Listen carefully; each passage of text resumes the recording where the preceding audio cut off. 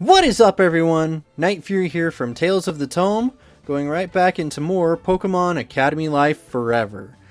Now, in the last episode, we got to meet, well, what I can only assume is the bad guy, Baron Lawrence Phobos the Third, if you please. And, his obsession with the number 3... his niece Melody, who is, mean girl status. Doesn't seem to care about much. Professor Oak trying to deal with that and trying to be a better teacher. Hopefully that pans out. Melody hasn't been much help. And we also got to meet Klara from Gen 8, who is one of my favorite characters personally. I really liked her whole thing in Sword. No, is Shield? Yeah, it was Sword.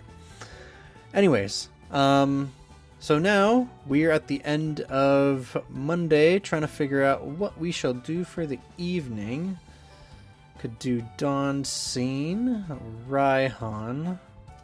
Actually, let me check really quick, because I know some people require certain other people's scenes to have been done before they can be unlocked. Let's see. Okay, for example, here, level 4 rank, and I need to do the rank 1 scene with Raihan if I want to get closer to Nessa. Thankfully, I'm not too worried about that. So, I think...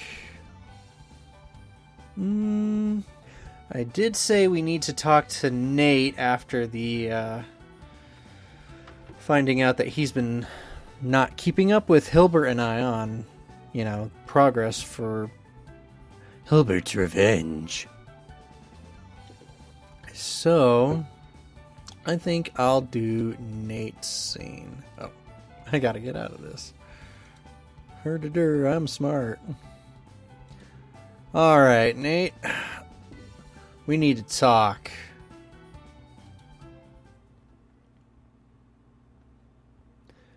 Nate, it's a pleasure to see you. Hey, the weather is pleasant. An interesting scene unfurls here in the garden as Nate and Annabelle, quote-unquote, carry on an idle conversation of absolutely no importance whatsoever that is surely not encoded to some sort of secret cipher. You are not here, but if you were, you may notice something very peculiar about the particulars of the conversation. However, a keen observer of the scene may notice that the words they are saying are almost entirely different from the movement their lips are making. Indeed, there is no rain. You disobeyed orders. I agree. I did. Sure as hell did. I'd do it again. Let us hope it continues to not rain. Do you have no defense? I don't have an umbrella. No, I don't have any defense. That is unfortunate. Look, if I'm gonna get wet, I'm gonna get wet. Why fight it? Look, if you're gonna punish me, you're gonna punish me. Why fight it? You may attract fireflies. You exposed PW05 to civilian eyes. Ha! I love fireflies. I saved civilian lives. Bitch. You do too, right? That's what we do, right? Come on. I don't like the big ones. They should be smaller than my hands. We do not have the luxury of doing anything other than what the moment demands. Of course. Insects are swift, right? They may bite you on your toe. Of course. Ignorance is bliss, right? A bliss that people like us can never know. That's enough. My, look at the time. You are allowed to leave any moment, at any time. Will you go? No, I can't. None of us can. Not with our memories. We must all go eventually. What memories are there worth keeping? Every single one. Every breath, every tear, every scar. To take them from me is to kill whoever I am underneath all these disguises. That was a strange outburst. Please use coded language when speaking about work. I already spend all my time lying to my classmates. Can't we just drop the act when there's no one around? There's always someone around, Nate? Can't even say my real name, huh? Well, that kind of figures. What are you doing here, Handler? Keeping people safe. That's our duty. That's what we shall always do. I warned you not to go into this life. You can't warn a child. If you don't want me to go, you had to stop me.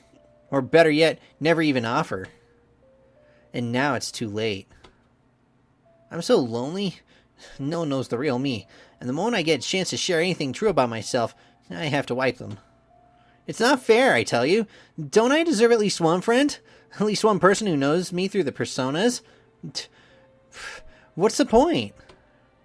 I don't want to do this job for 70 years and die without anyone knowing who I am. Well, there is the one way out of this. If I break a rule badly enough that the agency decides I'm not worth the risk. Sure, I wouldn't do that, though. That'd be ridiculous. You've been here for a while, Handler. Is that what you've come to say? Finally had enough time to deliver the bad news? Frankly, I thought I'd get black bagged that very evening, but I guess not. And enough times past that, I'm not sure what kind of protocol we're following anymore. Don't be cowardly. What? If you want to be free of this life, then remove yourself from it. Don't ask someone else, don't ask the agency, don't ask me to pull the trigger. I hate you. The agency has decided you should stay here at Kobukan to maintain a presence for future operations. You are to have no further responsibility regarding the Azoth 1 project, and are to deny any involvement. Furthermore, you are to continue utilizing the Nate persona, and you are to operate under my direct supervisions for the duration so that... Excuse me, I must go. Probably had to pee. Man, this sucks. And that's when you walk in. Hey, Nate! H, how you doing? Looks like you found my secret bush base. A bush base? What? Oh, you know, secret bases. They're all the rage in Hoenn. You set them up in trees, or carve them into hillside caves, and sometimes if you can find a bush that's just right, everyone loves showing off their secret base. That kind of sounds like the opposite of what the name of a secret base implies it should be. Hey, don't debase them. But what they do for their secret bases is their own business. Well, for a secret agent, your own secret base kind of sucks. I mean, I just walked in here. Wait, what'd you say? Anyway, no. Now I may have the confidence, style, success, and bet in the worldliness of a secret agent, but, I'm not actually one. I mean, I've got more in common with a cleaning agent than a secret one. I'm like the computer bug equivalent of bleach. Right. The forest. The psychic disturbance on your Poke radar. Azoth 1, the International Police. Blake, Nate leaps toward you and forcefully puts his hand on your mouth, knocking you both backwards onto the ground. Shut up. What the hell, dude? What are you doing? You attempt to answer, but the hand covering your mouth somewhat discourages such activities. How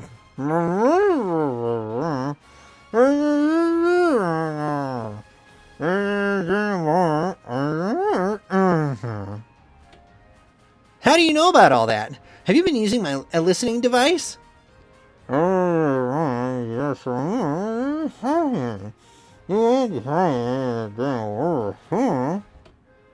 Okay, I'm gonna let you up. We're gonna go somewhere private and continue this conversation. Don't scream. If you try to make a run for it, I will knock you out and drag you to where we need to go. You're like a foot shorter than me. What? No, I'm not. Anyway, being shorter doesn't mean I can't twist you into a pretzel. Alright, man, lead the way. Why are you why are you being so... whatever, come on. Gotta go fast. Nate leads you through the campus, around the back of the baseball field, and into a warehouse that looks like it might have once held sports equipment. So, Mr. Knight, if that is your real name. My birth name was Sugimori, actually. Would you be serious for a moment? You don't seem like the kind of guy who appreciates when things get too serious. You don't know anything about me. If that was true, then I don't think you would have just body-checked me into a warehouse on the far side of the school. On that note, can we open the windows in this thing? I can barely see you. Fine. And tell me everything you know, and how you know it. Alright. You tell Nate the truth of your memory retention freely. And as far as I can tell, I'm the only one who still remembers. Not even my Pikachu remembers. I don't think you're lying. Well, that's a relief. But if you're telling the truth, then BEM 651 must have just screwed up the hypnosis somehow. I don't get it. Why didn't you just hide this information? Keep it to yourself. I had no idea the hypnosis didn't work. Honestly, I just wanted to talk to you more, dude. And I'm bad enough with secrets that I figured the truth would come out at some point, so might as well take the initiative. Jeez, that Fernergy thing really did a number on you. That's another thing. You knew about Fernergy before anyone else, but you didn't even seem to care. Powers like that? Honestly, they're a dime a dozen. I can't turn a corner without running into someone with some sort of one-of-a-kind biological idiosyncrasy. You're an interesting guy. So, can you really blame me for wanting to talk to you, even if it means I get my memories wiped after? Damn! And I mean damn. That might be the nicest thing that anyone's ever said to me. Pay me back by not wiping out my mind? Sorry, H. Can't do that. Worth a shot. Go, BEM 651. BEM. Whoa, wait, already? Can't we talk first? What's the point? Well, what was the point that first time? Well, it had been a long time since I'd been able to talk with anyone, as myself. Sorry, guess I was just using you as an emotional dumping ground. Want to do it again? Yeah, but I shouldn't. Sorry, don't know what kind of stuff hangs around in your subconscious. You close your eyes. Alright, wipe me. Yeah, alright. Say hey to the great beyond for me. BM 651, Standard Left Protocol, 2nd grade. Wipe all memories of events from the 15th of May, 2004, too. Oh, hey, you're finally awake. That baseball hit you pretty hard, huh? Man, are you alright? Yeah, fine. Except the hypnosis didn't work again. What? You're such a kidder. I realize my sweet moves can be hypnotizing, but the only tricks here are my sick fake outs. You're a secret agent working for the International Police. Your name is Blake. You've tried to wipe my memories twice now. Son of a... Alright, sorry. Let's try this again. Do we have to?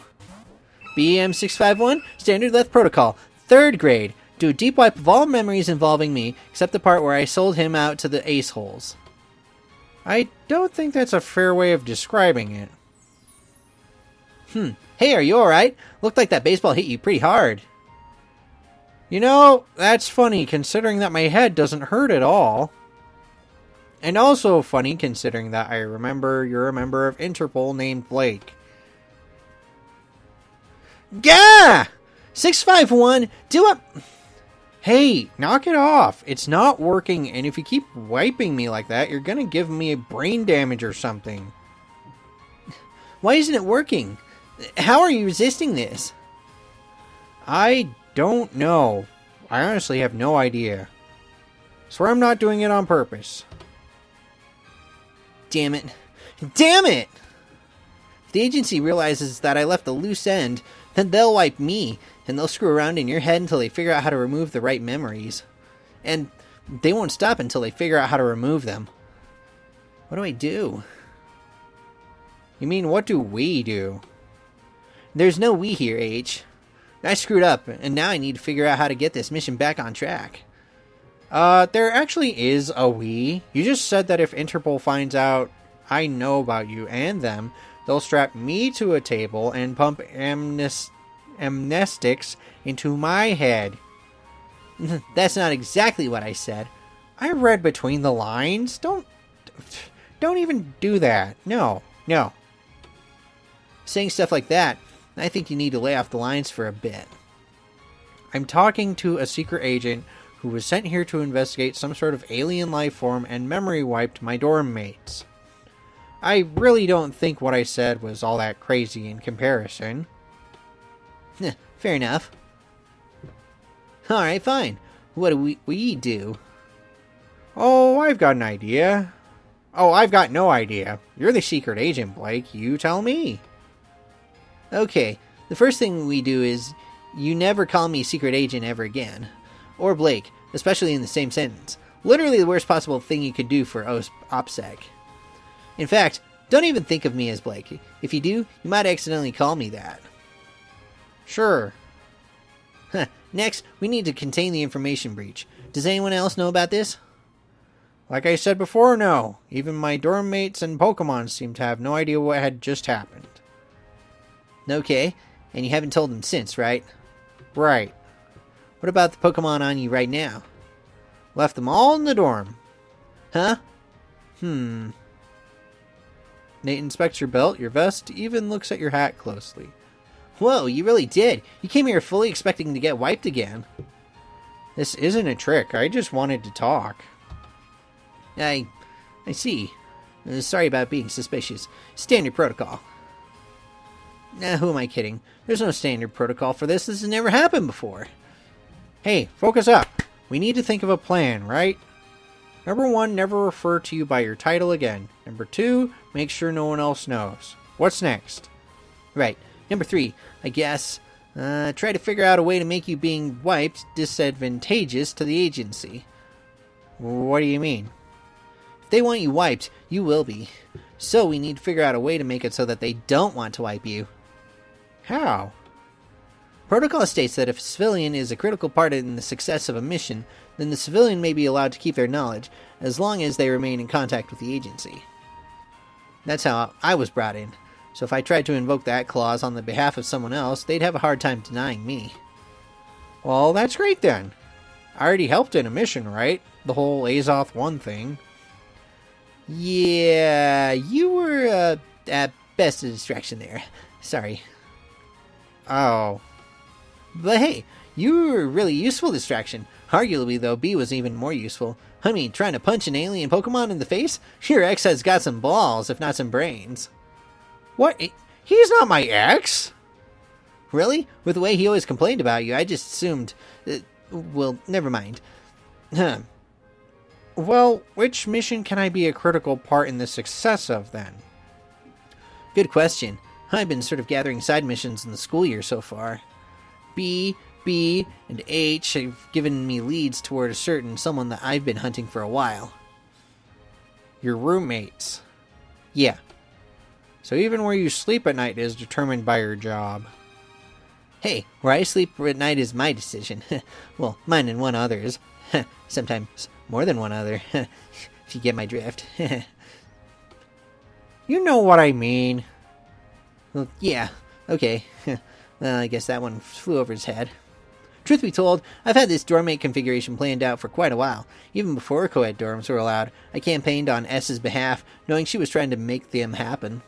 Of course, that didn't really work out, but the old student council was looking for a way to calm the student body after the fallout, so it still worked out for me. Lucky me. Anyway, I can't drag you into one of those missions, at least not right now. I'm done sharing other people's information. If they want you in, they'll have to ask. Hilbert's parents were murdered when he was young. Oh, I guess you do know a bit. Yes, I do. Nate seems shocked at your knowledge of his own roommate. I mean, I guess you don't know everything, but still, what you mentioned to me took me months of research, even before I got into this school. So, what do I do? Wait, you mentioned Bianca as well. I know that Bianca's father was murdered after she exposed his name and address on TV, but everyone knows that now. Are you saying Hilbert and B's problems have something to do with the murder of Bianca's father? That's what these coincidences are pointing towards. Jeez, we need to tell them. Not yet. I need more information. Knowledge is power. Kalos is bacon. What? What? You're a silly guy, you know that? Anyway, that's our mission. Our mission. Okay. I'll get in contact with you soon about our next steps. I'm going to talk to my roommates, and you should too. But don't let them know we're working together. Yet. Hey, thanks for being willing to work with me about this, and not just, hitting me on the head really hard. I want to make a world where people forget they have fists. Can't start that by whacking off every Joe who comes around, even if it's easy. A world where people forget they have fists, huh? A peaceful world, pal. The only thing that can make all this sacrifice worth it. Alright, now let's get out of this warehouse. People might think we're having too much of a good time if we stay here for too long, if you know what I mean. With the way you were banging around earlier. Yeah, you're the expert on banging around. Man, you have no idea. I've banged like everybody. Probably. I don't know. I forget. Your heart shifts as your relationship with Nate evolves from friend to pal.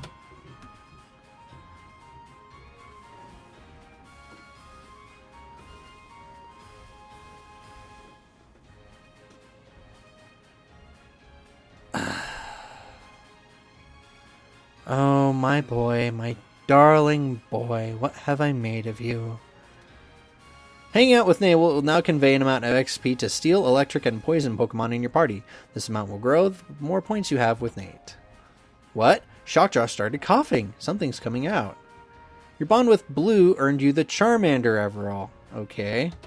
Your bond with Dawn earned you the Snover Everall. Your bond with Silver earned you the Golbat Foreverall and Nimble Everall. Your bond with Sonia earned you the Growlithe Foreverall. Your bond with Nate earned you the Sandshrew Diverall and Skrelp Everall. Yellow is overjoyed. Still not quite sure why, but whatever. You sure what you're saying is alright? You sure what you're saying is alright, Sonny? Do you not believe me? Nah, I believe you well enough. Just, being an influencer and all, I've heard a fair share of digs about myself. These aren't just rumours, Hen. I was here last year. I saw her. Fair enough, yeah.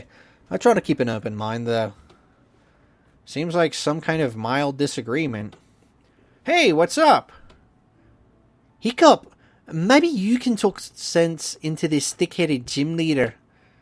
You know, you don't always have to tell the truth. What were you talking about? Who else? Melody. Sunny is trying to convince me that Melody's pretty much the devil herself. Cool, so I trust Sunny, but you get in the DMs of any one of my haters, and I would say I'm pretty off myself. I'm not the only one. Ask anyone else who was here last year.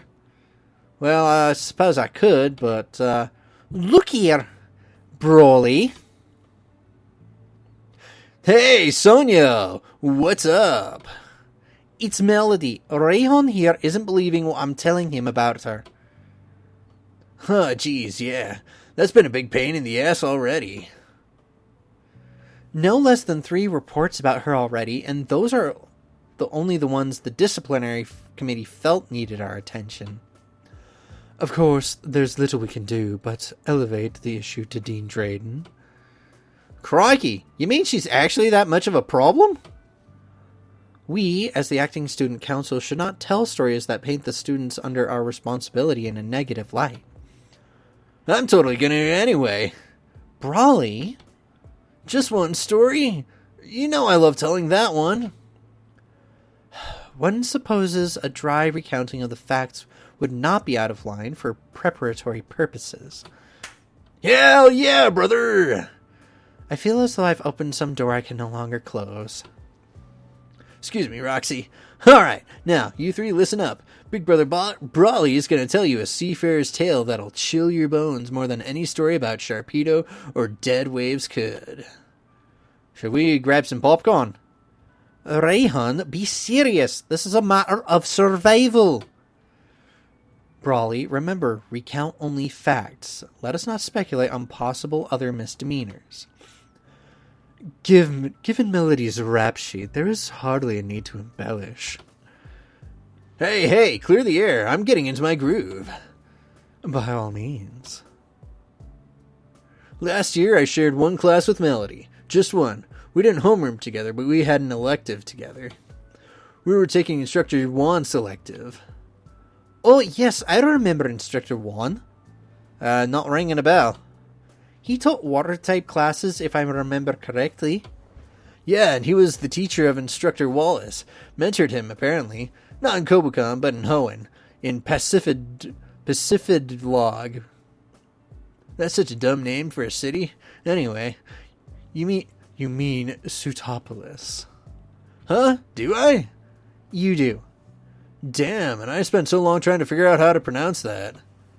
Anyway, that part isn't important. Melody and I took Instructor Juan's elective together. And what I saw in that class, some people are just bad apples, you know? Well known for spoiling the bunch, unless immediately removed from the barrel. She hated Instructor Juan. That's speculation. Nah, she straight up said she hated him.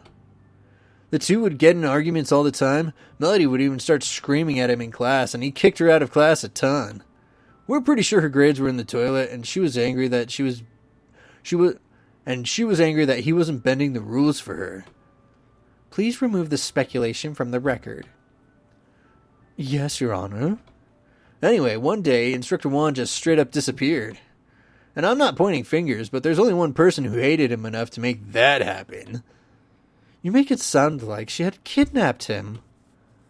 We know where he is. He's running with the Sutopolis gym, but he disappeared from his teaching position without a word of explanation to his class.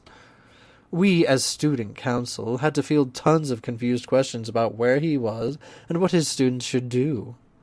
Damn, what happened? I stepped up. I'm not much of a water-type teacher, mostly focused on fighting types, but the class was, totally sunk without someone in charge. He was very noble. I only taught the class for, a week. Then Chef Kofu took over until Instructor Wallace decided to try teaching. His students seemed happy enough, but it's an irresponsible choice. Teachers hold the livelihoods and futures of their students in their hands, not something to be done on a whim. Roxy's a Stephen fangirl. She took it very personally when Wallace trounced him. Speculation? So, Melody got a teacher fired. I mean, that's pretty bad, but... Baton pass, Brawly. I'm up. Got it.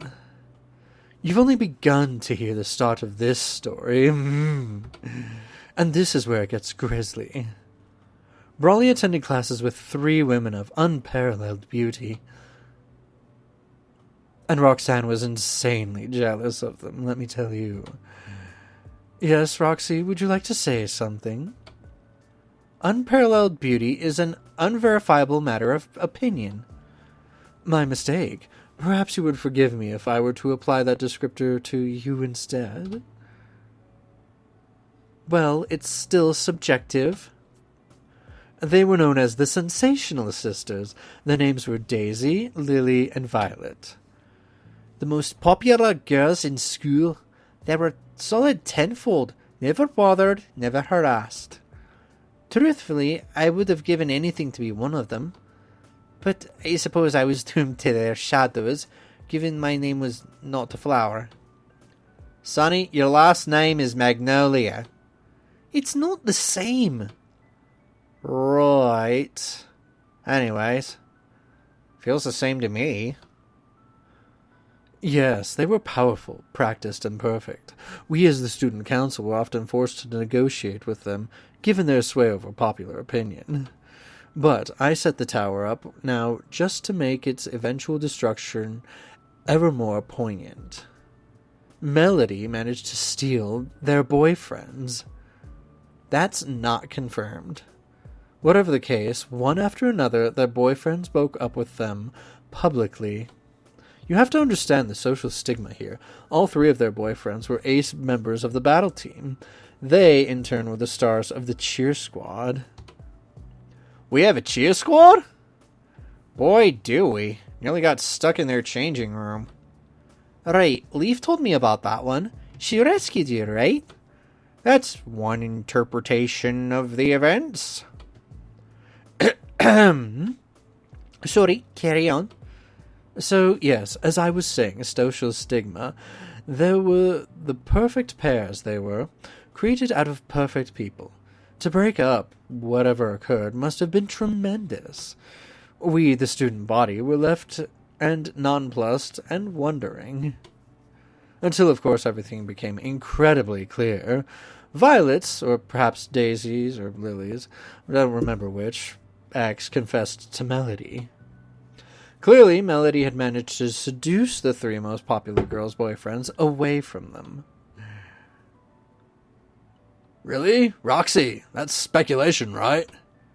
It's permissible. What? Is this because I called you pretty? I'll call you pretty. Is this because he called you pretty? I'll call you pretty too. Later. Falconer, please wrap up. Well, whatever happened, Melody managed to break up the three biggest couples in the school in one fell swoop. High school level nonsense. That it may be, but it was immensely entertaining. Roxy, if you would. I have not much to add. There's only one thing that I'm confident of, one thing I can say that requires no interpretation or imagination to bring into truth. And with no further preamble, Melody is absolutely untouchable. For whatever reason, nothing any student, teacher, or even Dean Drayden does can affect her. We are, regrettably, amongst the powerless number. You're telling me even Dean Drayden can't expel her? For one reason or another, no. I am all but certain she could walk up to Dean Drayden, steal his Pokemon, and he would not lift a finger against her. It's true. She gets away with everything. Some people think she's blackmailing Dean Drayden somehow. I saw her today. She wasn't wearing her uniform. Amongst her least offensive infractions, and yet still one that aggravates for no good reason. Well, Raihan, I hope I have made the veracity of Sonia's statements clear to you. I also heard that she was kicked out of this school for being violent towards her classmates and even teachers. We cannot confirm that. Guess I should have listened to you then, Sonny. Sounds like you were pretty right on the money. Thank ye.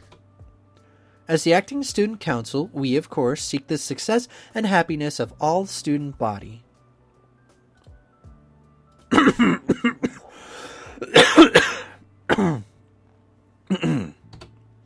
That being said, stay away from Melody. For your own safety, bros.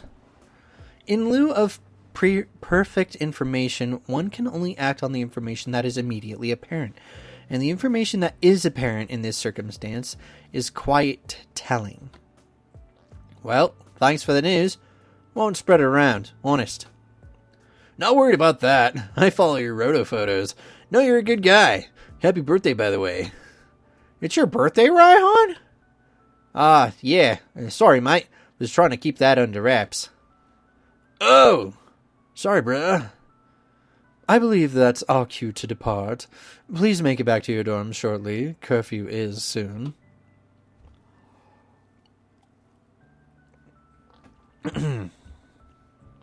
Raihan, why were you trying to hide your birthday? Nothing serious. It's just, You know, you and Nessa are enough. Besides, people send me gifts all the time, give me stuff for free. Birthdays aren't so special. And I'm already older than most people here. Don't want to draw attention to that, right? You're hardly opposite, Rayhan. Don't need to worry about seeming old. You say that, but it's amazing how quick your demo drops off when you hit 25. Of course, got a few years till that, but I'm not in any hurry.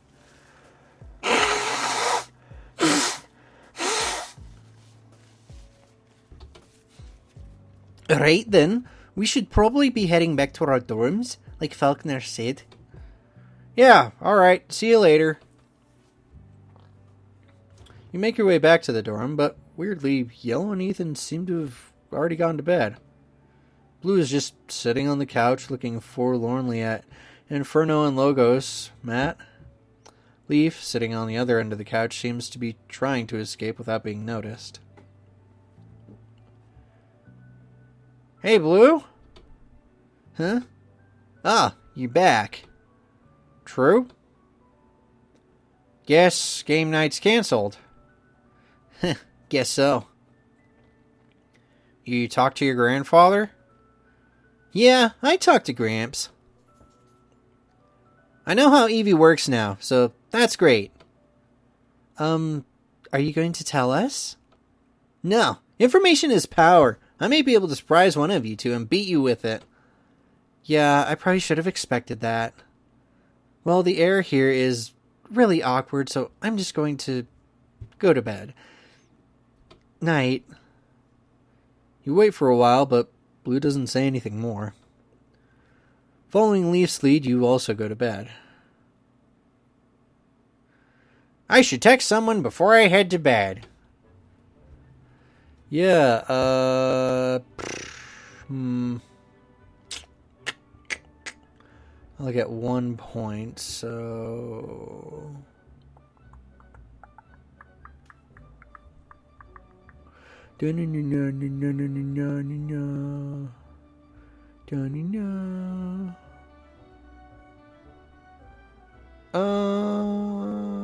Hilbert. You want to text Hilbert? Yes, please. Just thought I'd text. How are you doing? I've rounded another corner in my mission. The sword of justice draws ever closer to its target. No, I'm not being dramatic. Shut up. The Batman's never dramatic. Wait, the Batman's... Shut up! You spend time texting Hilbert before drifting off to sleep. May has calmed down. Sabrina has calmed down. Nate has calmed. None of them are joyful.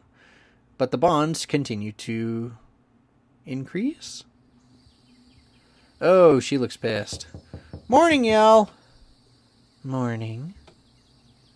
Do something new with your hair? Blue never notices. Okay. Noticed you and Ethan weren't there for game night last night. That's 2 weeks we've missed it, right? Maybe Blue and Leaf actually do have something in common. Yes, I went to bed early. I was watching the coordinator club meeting. It went a bit long, and I didn't want to risk leaving while Licia was training the coordinators, in case she thought I was one trying to escape. I heard she can get pretty intense, but I didn't know you were interested in coordinating. I'm not really. I was just looking for something to do. Normally I spend my evenings with Blue, but since we weren't talking, well, I wandered all over the school until I found the coordinators. Think you might try out? No, definitely not. They're all so pretty and graceful and confident. I wouldn't last a second in the ring with them. Besides, the outfits the coordinators wear, they're a bit much for me. Hey, never know till you try. So the coordinator club holds its meeting on Mondays. Not usually, but Licia has been holding them a lot of extra meetings lately. There's a big contest coming up, and Licia wants to make sure the coordinator club puts on the best show they can. The contest was called the... I think it was called the Millennium Drop Water Festival Contest? Bit of a mouthful. Yeah, they just called it the Millennium Drop. Might be fun to watch. If you want, you can attend a coordinator club meeting. Licia calls them almost every other day. If there's not one today, there should be tomorrow. Yeah, maybe I'll do that. What? Don't worry, I'm not going to make you participate in a contest, buddy. Well, unless you want to, I guess. Who knows? I always said I was going to be a Pokemon champion. Never specified what kind. Maybe I'm going to be a contest champion. You didn't have to laugh at me, Shockjaw. Homeroom passes quickly, with Oak seeming serious and focused, hinting that the quiz coming on Thursday will involve the effects of terrains. The only hiccup, is Melody, who abruptly leaves 20 minutes before the end of class. Old Man Oak's lips tighten, but he otherwise doesn't react. Roxanne said no one can touch Melody. Does Old Man Oak already know that? Or has he not tried yet? Well, at least she was wearing her uniform this time. Anyway, let's see, where am I sitting at? Level cap's pretty high. Level cap is 21. Which means my bugs should be getting some experience today. What are my other stats at? No, not that. I meant traits. See, I've got 9 in ice.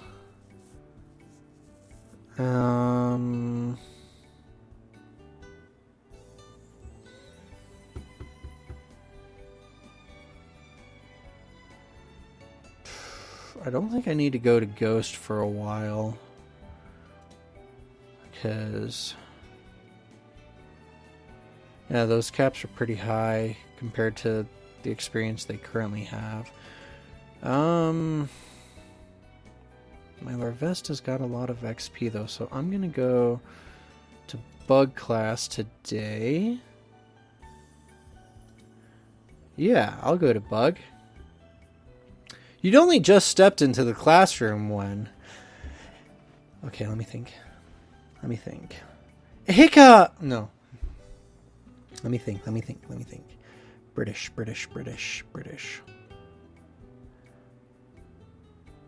I don't know female British accents very well.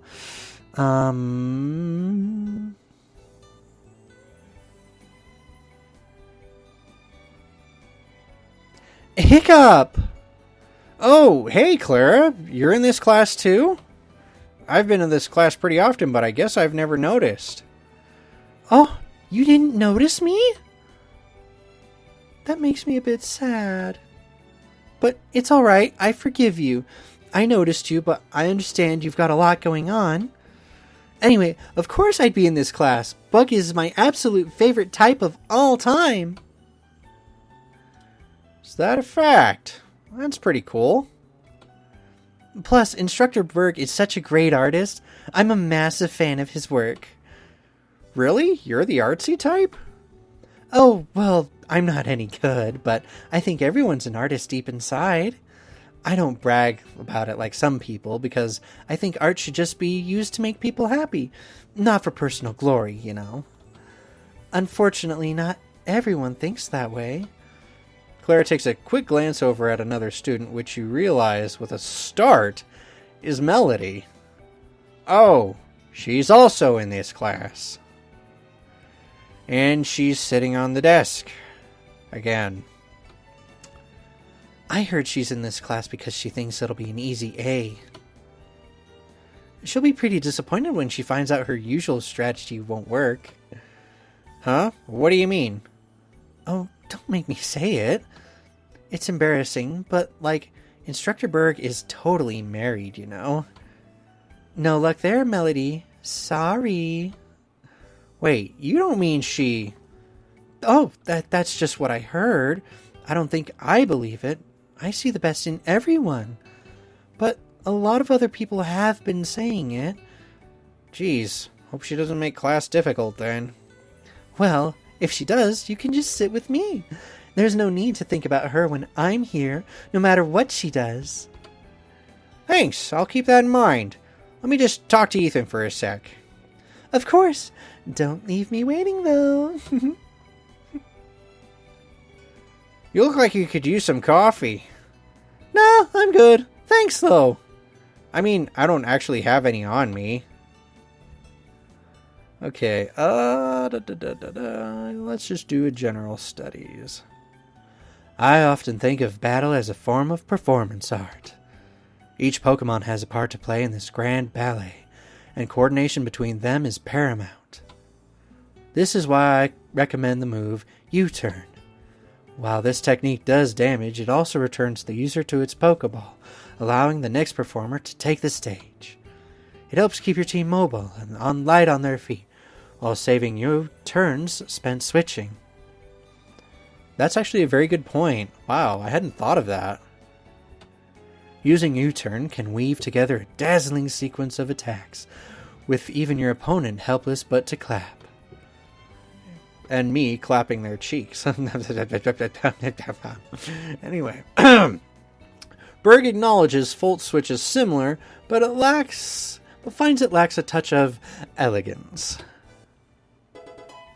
Classmate bonds increased.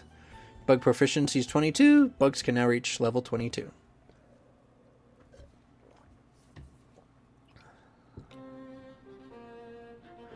Which is why it's important to practice your ability to determine the Pokemon's age at a glance. If you can tell how much experience a Pokemon has, you can figure out how hard a Pokemon will fight. But if you know how experienced a Pokemon is, you can figure out how it'll fight, which might be more important. What? Brendan, what's that sad face for? It's nothing big. Sorry, don't want to disrupt or slow down the class or anything, but I'm really not getting this. State your concerns. Sure, I just don't get how knowing a Pokemon's age helps us know how it'll fight. Sorry, I get that's the most basic part of what you're trying to explain, though. Totally fine. I'm sure lots of other people would appreciate further explanation, too. Agree. Yeah, I know I would. You hear a few murmurs of assent. I know you're just saying that, but thanks. Think back to the battle with Bruno last Friday. Did you notice anything in particular about how we fought? Yeah, Instructor Bruno moved around the battlefield a lot more, and he uses Pokemon's type advantages against you and Hiccup. But you kinda just stood there and sent out really powerful moves. That's exactly right. And Pokemon are the same way. Younger Pokemon usually attack more quickly and are less careful about spending their energy. Older Pokemon often prefer to line up precise, powerful attacks that are guaranteed to hit. These preferred battle style preferences are often categorized in groups called natures. Of course, there are many other factors behind age. Personality is a significant one, but even personality often changes with age. Anyway, does that help, Brendan? Totally. But, I got another question, though. That's what we're here for. How do we figure out the ages of Pokemon? Like, they all look the same, don't they? Not necessarily. It's an experienced eye, though. It takes an experienced eye, though. Not even Pokedexes are accurate enough to determine age at a glance. A lot of you will want to look for the same sorts of things you'd look for in human beings. Size is an indicator. Graying plumage or fur is a significant one. Scratching or chipping on teeth, horns, or scales. Oh, and for Charmander fans out there, a lot of Fire-type Pokemon have exposed flames. On younger Pokemon, the flames tend to be larger and redder. Other older Pokemon have yellower or smaller flames. Bug Pokemon don't tend to live that long, 10 to 30 years depending on size, though there are exceptions like Volcareno, which can easily live longer than humans. They don't always, though. Most mid-sized mammalian Pokemon like Herdier or Raichu live somewhere from 30 to 50 years. Dragons can hit 100, often more. These are just generalizations, of course, and it's worth noting that any unevolved Pokemon might be very old, or an evolved Pokemon may be very young. Experience, capital E, is a measure of their ability to use Pokemon energy. Poke energy is not life experience. Only thing that can measure that is a calendar. Okay. Does the lifespan... that's a lowercase d. Probably should fix that, dude. Anyway, does the lifespan of a Pokemon change when it evolves then? Like, you said Raichu could live 30 to 50 years. What about Pichu? A friend told me Pichu evolves into Pikachu, then Raichu, but like, Pichu's way smaller, right? Does that mean evolving lets it live longer? Good thinking. Evolution does not seem to change the lifespan of a Pokemon, though. Even a Bagon, for example, could live for over 100 years, even if it never evolves. Thanks, sir. That really helps a ton. Of course, there are some Pokemon where a visual assessment is simply not possible. Many ghost types do not ever visually change, nor do they age. Some steel types are similarly visually unchanging, though they do age. In cases like those, your best bet might really just be size. Almost all Pokemon get bigger with age, even if they don't age. That's wild! Why do they get bigger then if they don't age? Beats me. One of the professors probably knows. Elder, we know this. It's because an unaging Pokemon's maturity is connected to their acclimation of Poke energy. Since they are gathering more energy, it affects their physical body too. Many martial artists and Pokemon train to allow their energy to influence their body, but for some Pokemon, it is a condition of their birth. Oh yeah, I think I heard about that once. Wasn't there some massive haunter causing problems in Kanto? It was like hundreds of years old, right? The Black Fog, Celadon City's darkest hour. Fortunately, the Pokemon was captured, retrained, and released. Huh, how'd they catch it? Massive Pokeball. I love the reference to the old manga. Thank you, that's so cool. Come again? We used a massive stone Pokeball. I have to hear the logistics of this one. I cannot share that. The creation of such an artifact of immense power is a closely guarded secret. Agatha was the only one who knew exactly how it worked. Spoil sport. You got me all excited over the idea of catching an enormous... Well, frankly, I'm not sure what I'd want to catch, but the novelty of using a massive Pokeball is something I'd like to try. Like those big balls they use in Galar. Think I could Gigantamax up an entire garland of them at once? Hammerlock Gym's open if you want to give it a fair shot. That's not a half bad idea. Maybe I'll do that. I cannot begin to name the reasons why that won't work, but let us discuss this later. It's time for the battles. Fair enough, let's call them out. Hiccup, your opponent today will be Galen. Good morning. Hey, how are you? Can't complain.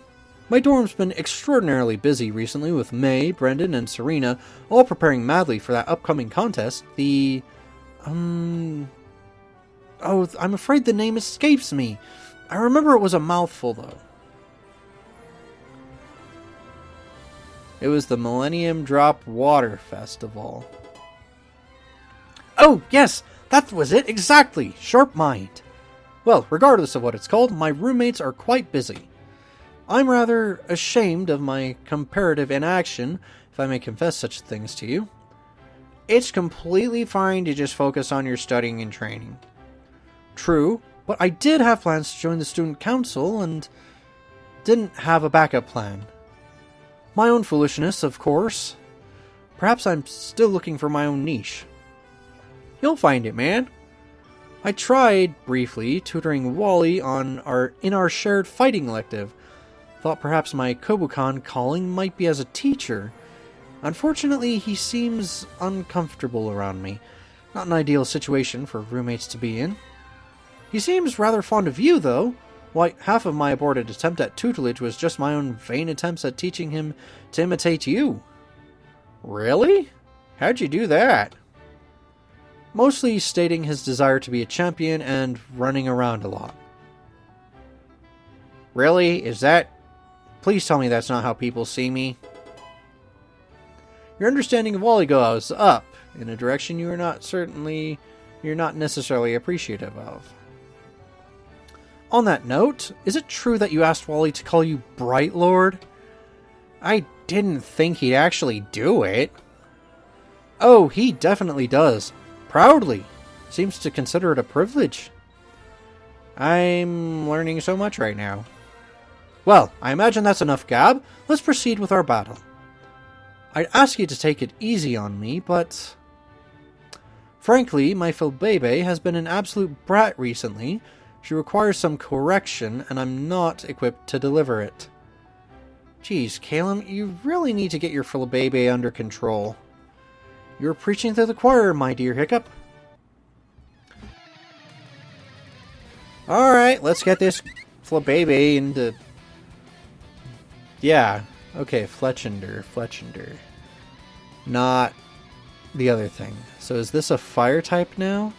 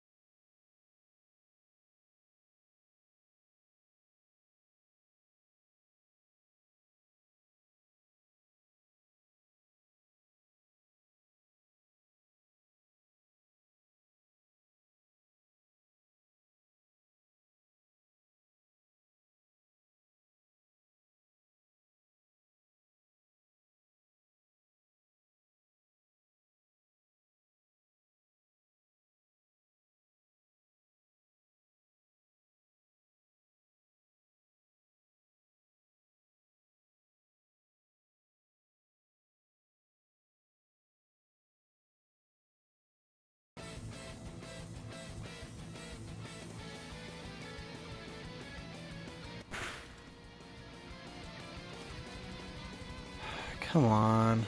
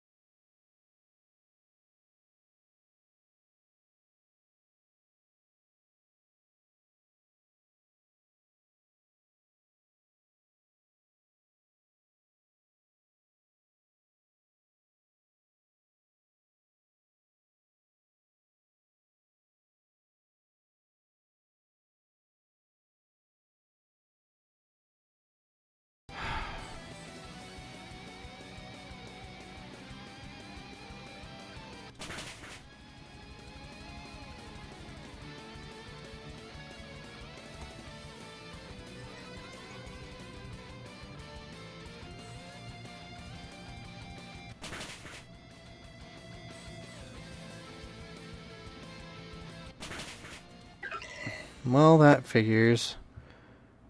I didn't think fighting types would be the thing to get me.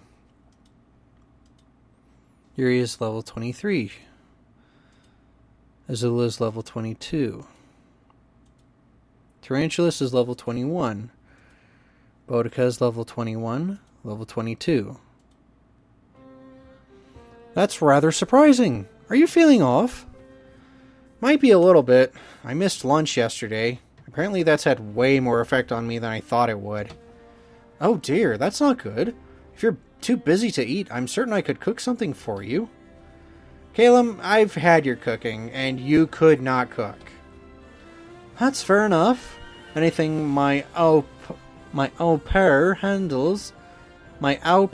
handled for me. Another thing my au pairs... I don't know what you're saying here, dude. I don't intend to learn. I do intend to learn at some point, but... well, I must prioritize. By the way, shouldn't your flabebe be a floette by now? Oh, geez. Sorry, did I say something wrong?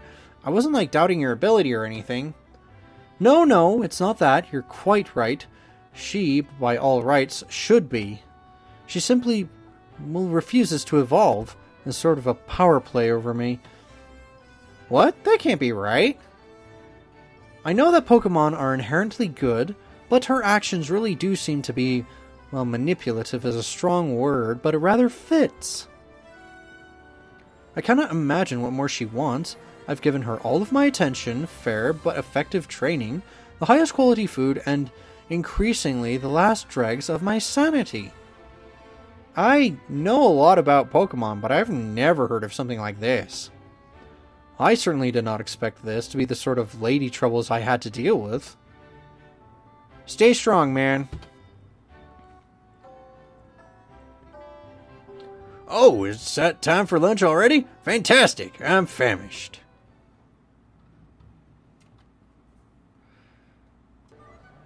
As you walk into the cafeteria, you suddenly notice a diverse group of students standing around a table with not so recognizable figure at the center. Yeesh, they don't look happy. Well, except Dawn. With Phobos here, we absolutely cannot afford to put forth anything less than our absolute best. Our success as coordinators depends on our success in the Millennium Drop Water Festival contest. That's why I need to call another meeting this evening. I get this contest is really important, but what does Phobos? Yeah, what does Phobos being here have to do with that? He's one of the school board members, and one of the richest too. No wonder our tuition's been going to him. Well, no wonder if our tuition's been going to him. Brenda and I were really hoping for a break, though. Look, battlers don't take us seriously. They never have. There's a reason the only region where contests are actually popular is Hoenn, and it's just because they were invented there. If we want battlers to take us seriously, we want World Contest Champion to someday hold the same weight as World Champion. Then we need to be serious. I was going to go on a date, though. There are more important things to do today than go on dates, Klara. I've attended all these emergency meetings so far, but it's tiring. More so than I'm accustomed to handling. I'm not asking you to do more than you can do. I'm only asking you to do the most you can do. I guess we have to. None of us are going to walk away from direct instruction from Lissia anyway. I still don't get what that pompous blowhard Phobos has to do with this. Is it not apparent? Just tell us. Well, if he's a coordinator, he will be inclined to assist us, monetarily, no? He wouldn't want to do that if it turns out there's no amount of money that could make us shape up, though. That's exactly right. That's why we need to win the Millennium Drop Water Festival contest. Does she have to say the whole thing every time? To prove to Phobos that the Coordinator Club deserves just as much funding as the battle team. That'll never happen. Kobukon's battle team is legendary. Besides, they've got the Tamamushi family bankrolling them now. Exactly. They don't need the school's funding. They can just reach into Tamamushi's pockets, and I happen to know for a fact that Phobos isn't overly fond of the battle team. I'm sure we can get him to divert some funding, but only if we prove to him we're worth it. That's why I don't want to see a single non-Kobukon student in that winner's circle, and that's why we're having an emergency meeting after school today. Yes, Liz. Yes, Liz. Yes, Liz. Yes, Liz. Yes, Liz. Yes, Liz. Yes, Liz. Cheer up, guys. More practice just means we'll shine even better when the contest happens. Seems like Dawn's the only one who doesn't mind the intense training. I mean, I guess since she's already used to the battle team, this probably feels easier. The coordinator club eventually disperses. Right, I should go find a table now. Oh! Oh, wow, Hiccup, I totally didn't notice you here. Hey! Oh no, I'm sorry, I didn't mean that you're easy to miss. You're really not, I was just surprised is all. Oh, but that reminds me, I've got really bad news. We're going to have to postpone our date. I figured. Nothing can be done about it, though. Lissy is really serious about training you guys. Just the way it is. I've got something tomorrow, but how about a rain check to Thursday? Huh? Why would we need to delay it that long? Well, I mean... Oh, it's because of Leaf, isn't it? I'm sorry, I know exactly what you were talking about. She's always dropping out of her commitments. We don't need to delay more than a few hours. We can meet up after the coordinator club meeting. I'll just meet you outside Relic Hall. Wouldn't that be after curfew, though? Yeah, but the disciplinary committee isn't, all that good at their jobs. They're constantly fighting with each other, and everyone hates Sharon. Even if someone caught us, they wouldn't report us to the disciplinary committee. Honestly, the formation of the disciplinary committee kind of made the rules a lot looser. I guess that makes sense. Right? Where then? Oh, I just had this idea totally off the top of my head, but since you're here, would you like to come with me to today's emergency coordinator club meeting? Not to do anything, I'm just asking if you'd like to watch.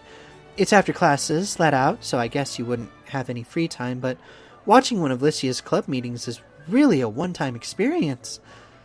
Yellow mentioned she might want to watch that too. Maybe if I go there, I'll run into her. On the other hand, I might want to do something else this evening. But like Klara said, this is a one-time thing. Besides, all the other coordinators are going to be at the meeting. For you, baby, I could be. Sure, I'll go. Another 10! Oh, wow. Well, really? Awesome! I love how you think all my ideas are so good. Your support means a ton to me. That's a really admirable trait. Just another reason I like you. See you later, then. See you later, then. Where's she going? This is the cafeteria. Maybe she's eating in the garden again. Well, whatever. I'm in the mood for... Toad scroll rims? Yummy! Mushrooms! The scheming table. Let's see. Do I have any... I do have a half in dragon. But is it worth it to waste my lunchtime doing elective stuff when I could be doing something else? Let's see. Oh wow, she has a whole table to herself. Everyone sensibly gives her a wide berth. There's no reason to approach. Just don't.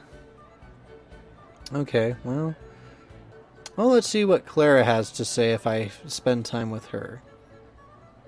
You choose the independent table, yes. Oh, actually, tutoring in ice would be nice. Oh, Well, sure. I always like to see my students take an active interest in their education. My research recently has been mostly on ice Pokemon. How about that? Sure. Professor Cherry Eye delivers an impromptu lecture. You nod and take notes diligently. Your ice proficiency is now 10. Sweet. Let's see. Speaking of which, I don't have any ice Pokemon. But, it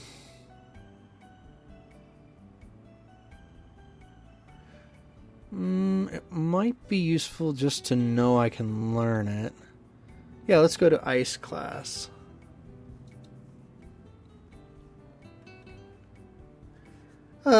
Ice class. Do you not like it? Nothing against this class. It's just that right now I'm considering running to Galar to be a Wooloo farmer and never opening a book again. Mrs. Melanie? Yes, my scrumptious little popsicle.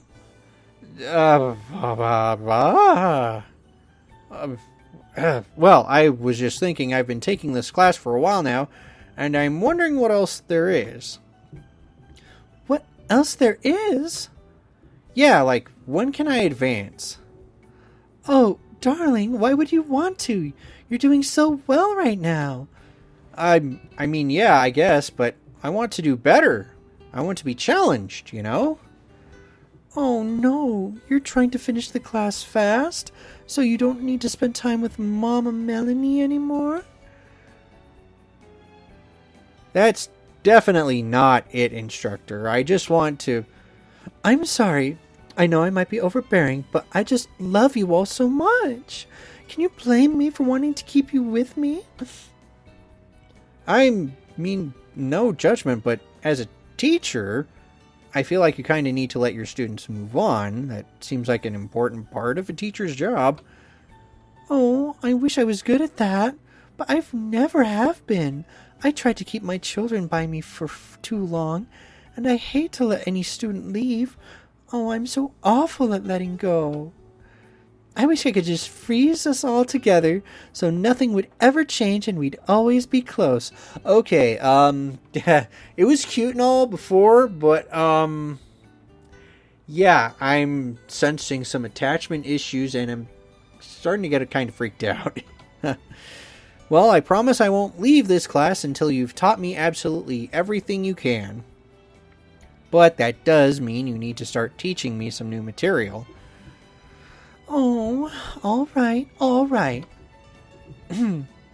I'll give you this class advancement exam. It'll be a one-on-one battle, and if you pass that, then I'll teach you something new. Specifically? I'll teach your ice types the special move, Slow Freeze. I'm not familiar with that, I think. Oh, it's a move that leaves the enemy frozen. You'll move after everyone else, but it's the only way to guarantee a frozen opponent. Okay, yeah. It's odd that there aren't any other ways to do that. Isn't it? Well, freezing is a very powerful status. Well, freezing is a very powerful status. Well, I'm not going to freeze now, so let me show you a scorching hot battle. Oh, my delicious gelato! You're growing up too fast. Which Pokemon are you going to use, though? Mama Melanie recommends you pick an ice type. Right. Do I even have an... I do. Okay, let's give that to Shockjaw. And... apply. Wait, why didn't it work?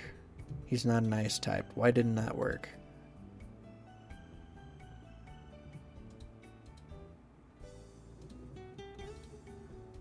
Oh, right, I have to pick.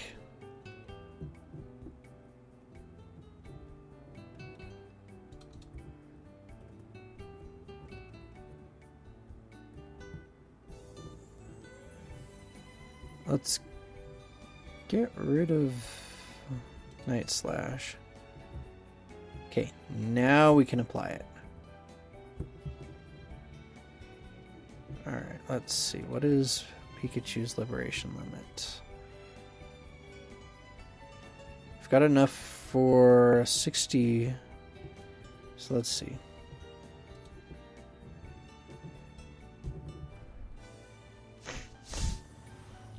How about confusion?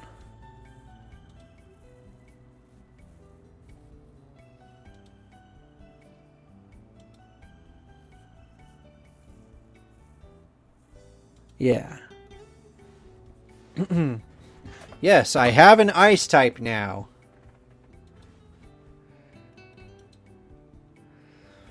Prove to me you were strong enough to survive.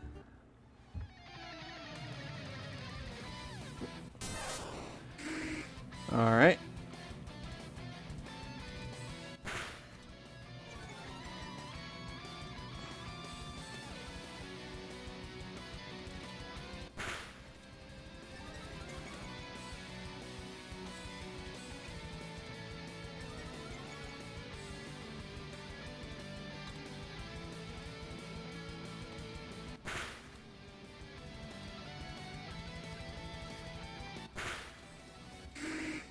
Anyways.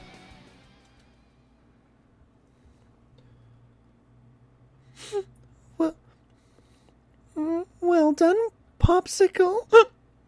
Mrs. Melanie, don't cry. Learn slow freeze. Shock jaw.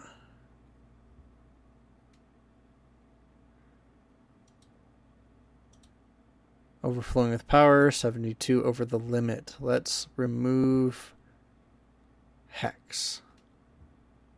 Class passes swiftly as you're tutored in a new move.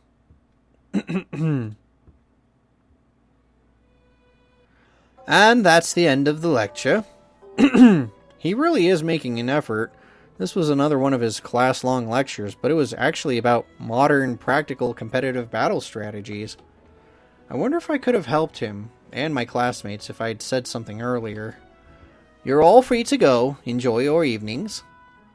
Old Man Oak's eyes linger on Melody, who has been on her phone for the entire class. Miss Melody, I'm texting.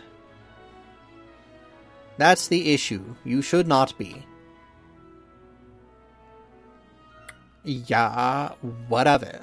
You gonna do something about it? Whatever, what is it? Thursday's test will be extremely difficult. I recommend you pay attention to the lectures I give. I had Rowan's class last year. I think I'll be fine. Old Man Oaks seems conflicted. He furrows his brow and rubs his forehead. I'll wait for him to calm down. Patience increased to 13. After a couple moments, Old Man Oak's brow unfurrows and he lets out a mighty sigh.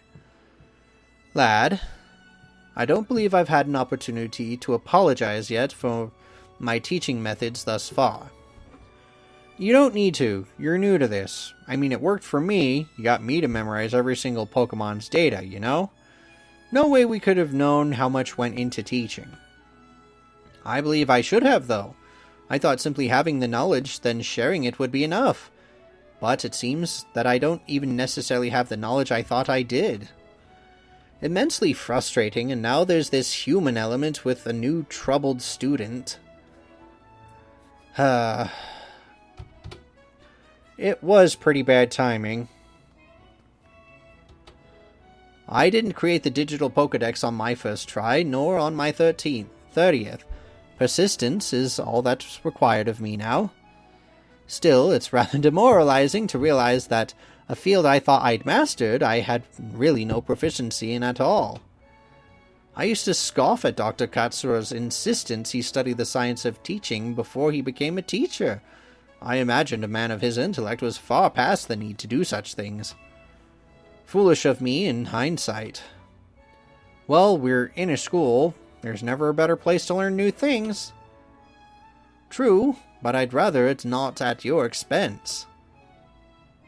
Old Man Oak. Well, there's nothing I can do about it now. I should go meet up with Klara, right? Where does the Coordinator Club normally meet up? Oh, you're going to watch a coordinator club meeting? Oh, I didn't realize I said that out loud. Yeah, that's the plan. Oh, that's so great. It's about time we coordinators get the chance to show you battle team guys what we can do in our arena. We have our meeting in the contest coliseum.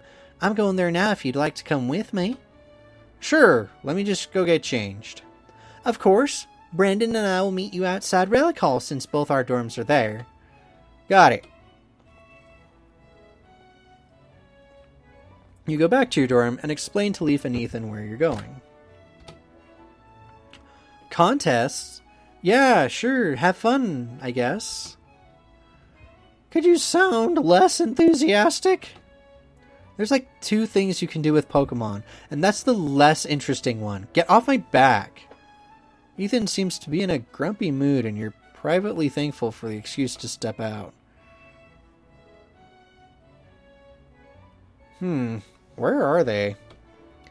Hey, sorry we're late. We couldn't find my scrunchie. Completely fine. I wasn't here long. I just...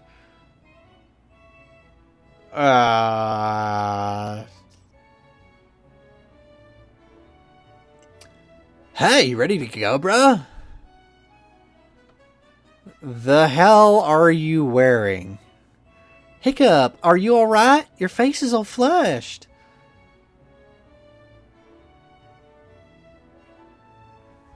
You guys look amazing. I guess? Hey, thanks, bruh. You too. From one brother who puts in the work to look good to another, respect. Thanks, Hiccup. Do you like my contest outfit? Brandon sewed it for me himself. I mean, I just used a pattern. I didn't create the design. Mez dress is based on something Lycia wore earlier in her career, but I guess it's pretty good. Don't require repairs all the time. Most contest outfits are built to be light, so they fall apart pretty often. I try to make outfits that bring out the best in the wearer and don't require bucket loads of cash to keep running. You're so practical, sweetheart. We're running a bit late though. Liz will tear our heads off if we're not there and in position in time. I swear, the only one who could keep up with her is Dawn. Well, Liz did specially recruit her. Dawn's the entire reason we've even got Liz. Well, Dawn and Caleb anyway. And we're so grateful. I get that, but what Liz said about needing to try harder to be taken seriously than battlers is real true. I see where she's coming from, honestly. Yeah, she's not wrong. Just intense.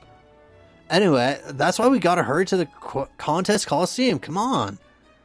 Yeah, sure thing. Just one question.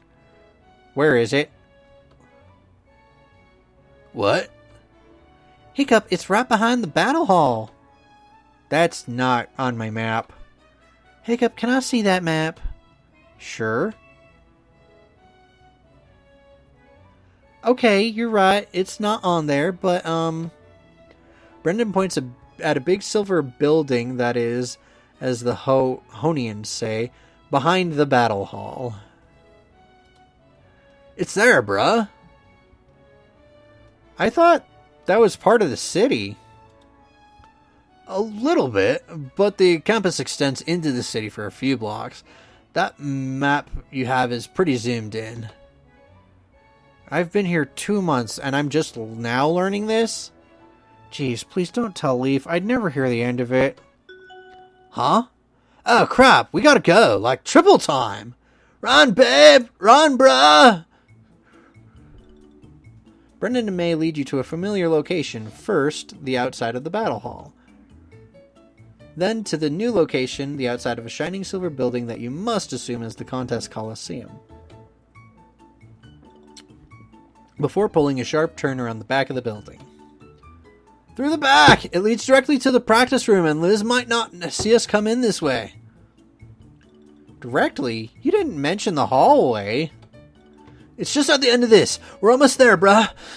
We're...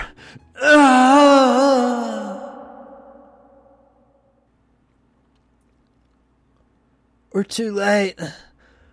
But guys, I can feel the life ebbing out of me by her glare. I think this is it, Braz.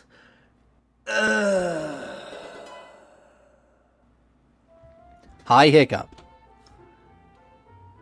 You're here? You're here?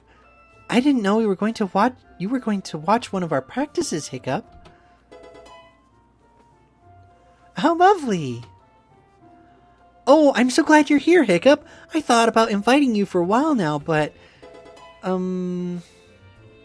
well, I was worried you'd find it boring, I guess. So, it seems you have an interest in contests too. Aren't you the Renaissance man? A versatile mind is an attractive quality on its own merits. Oh, you actually came! I'm so glad! I hope you keep your eyes on me. Another 10 points, sure! Why not? What am I at now, 60? No, wait, that's my traits. What am I at, 60? I am at 65. Cool. Hiccup, right? That's me. Why do I know you? I beat Dawn in the quarter clashes. Oh, that's right! Right, and there's that Pikachu. I remember now. Well, thank you for bringing my club members here. I'm afraid I'm going to have to ask you to step out of the practice room for now, though. We're just about to discuss strategies for the Millennium Drop Water Festival contest, and we don't want to let any secrets spill out. Totally fine. If you would like to watch our practice performance, you can head out to the open-air stage. It's directly down the hallway. Grusha and Calum are there, I believe, to cheer on Jasmine and I. Sounds like a plan. Sorry for interrupting, everyone. Totally fine, bruh. Thanks for running with us.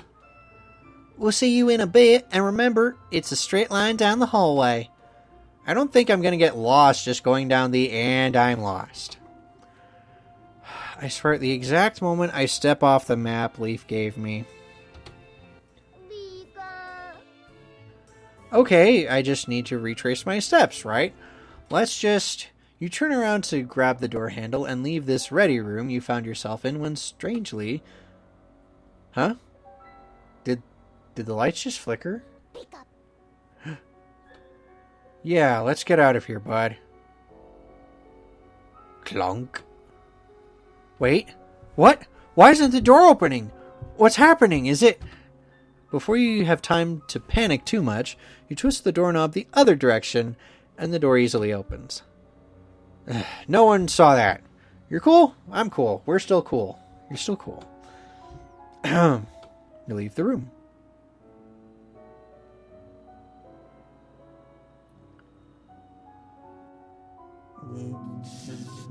Is there anyone there? Is there anyone there? Why not? Okay. Weird. Phew. Here we are. Found our way back to the hallway. Just should be at the end of this, May said. Right? Let's go. It looks like the coordinators are here already. Yes, they arrived on stage about half an hour ago. What? No way, I left the practice room before them, like 5 minutes ago. Oh, well, I'm not sure what laws of logic would allow that to be a possibility. I mean, yeah, obviously it's impossible, but... In any case, Serena informed me that you were coming here when the coordinators arrived. We supposed that you had some urgent business that dragged you away. No, I just got turned around and ended up in a ready room, but I swear it wasn't for more than a couple minutes. I fully believe you. Perhaps it's just my own perception of time that's flawed. Galen quickly checks his phone's clock. Whatever he saw did not seem to impress him, and he puts his phone back in his pocket. Well, whatever the case, it's not worth thinking of. Look, Grusha's coming back. Oh, you showed up. Thought you'd skipped out. In Grusha's hands, he holds a couple of slushies. Sorry, Hiccup. Only got 2. Didn't know you'd be here. Nah, it's fine. My stomach feels weird anyway. Not sure I could drink right now. Grusha, where did you get those? Is someone running a store here? Only who you'd expect. I'm not sure. Businesses. Did someone say businesses? That's uncanny. I've tried that 4 or 5 times since the election. Works every time. I guess no one did. Seriously, how do you do that? You're like a ghost. You just phase into reality when there's a chance to make a buck. No, definitely not a ghost, but I appreciate the compliment. The only invisible hand I'm about is the free market. Well, I'm glad you're mortal. Pretty sure I just ran into a ghost, or I'm going crazy. Got a family history of psychosis? My grandpa thought we were still at war with Unova. Not a good sign. Wait, what do you mean you're pretty sure you ran into a ghost? Oh, nothing really, I'm just joking. I got lost and found this empty ready room. The lights flickered and I couldn't figure out how the doorknob worked. It only took a couple minutes, but somehow I ended up staying in there for like half an hour? In this building? Yeah, just in the hallway out that door. She seems really serious about this. Alright, well, if no one's in the mood to buy the lint in my pockets right now, I've got another business engagement to handle. See ya, stay thrifty. As Gardenia walks away, she pulls out her phone. You don't hear what she says into it, but you can make out one word. Commission. Definitely the lucrative aunt. Is she making something for someone? How bizarre. Sinnoans. Think they see spirits, gods, fairies, whatever around every corner. That's just a stereotype. Instructor Winona's devout archaeist, and she's not Sinnoan.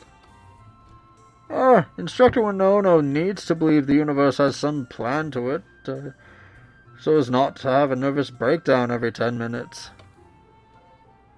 The conversation trails off as Grusha, Calum, and all you all turn your attention to the stage where the coordinators are performing rigorous drills of segments of their performances.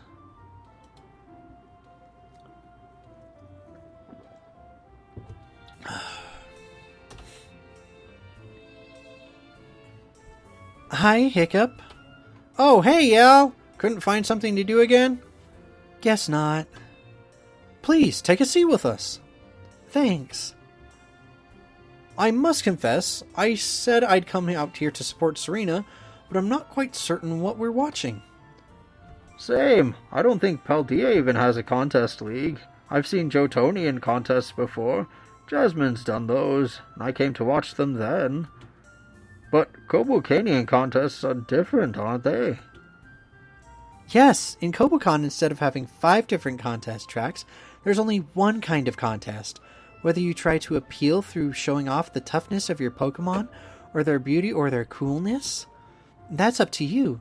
You don't even need to stick to doing a specific kind of appeal throughout the entire contest.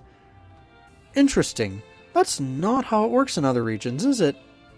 Nope. Kobokon likes to be contrarian like that. You gaze at the stage, trying to make out the performers. You can't hear anything that's being said, though it looks like a few of them are singing. Guess they didn't hook their mics up. Pardon my ignorance, but they all seem to be performing simultaneously. Are these team-based contests, then? No. 5 performers all perform simultaneously in Kobokanian contests.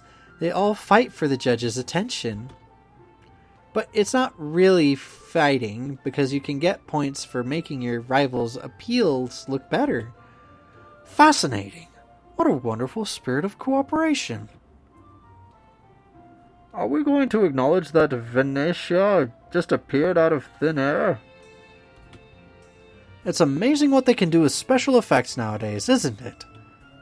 You and Yellow share a look. There really is such a thing as being too unflappable.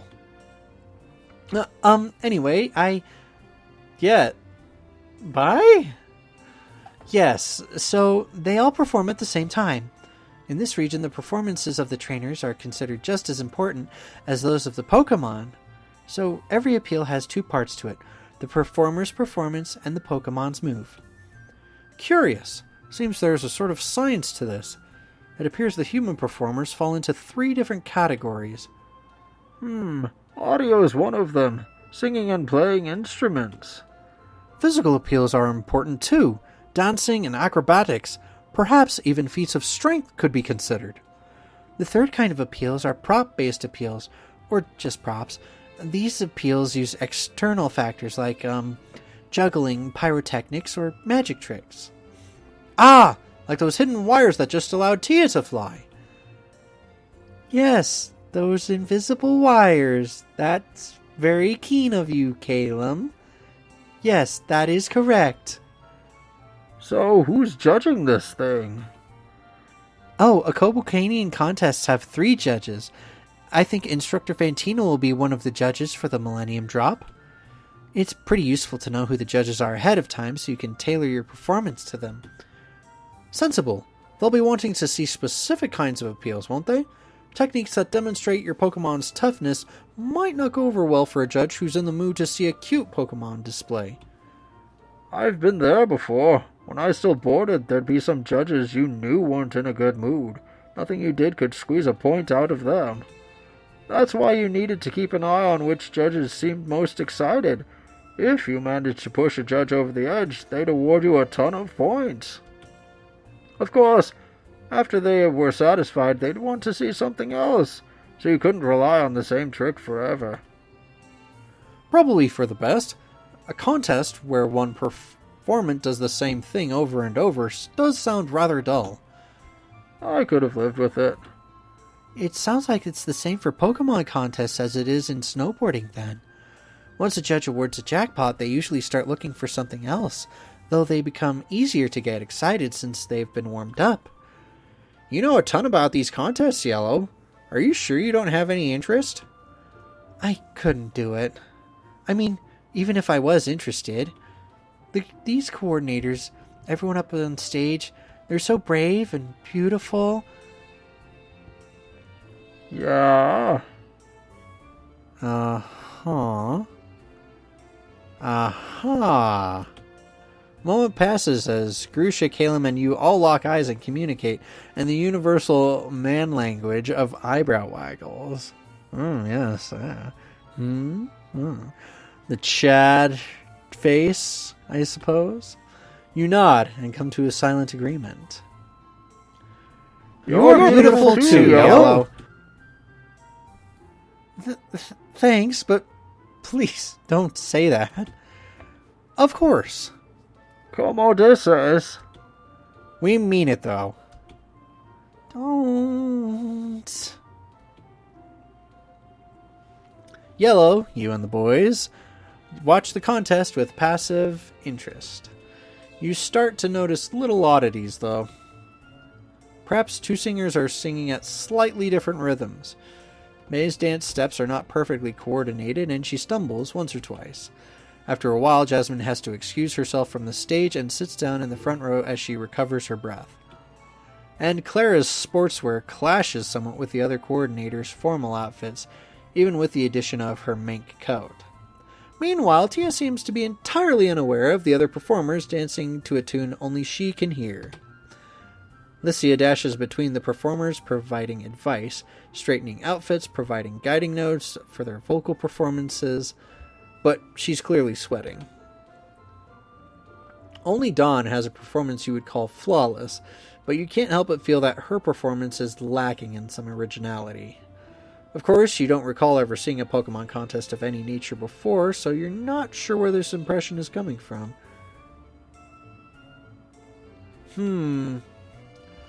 Oh, that looked like it hurt. Should I? Oh no, she's okay. I'm gonna say it.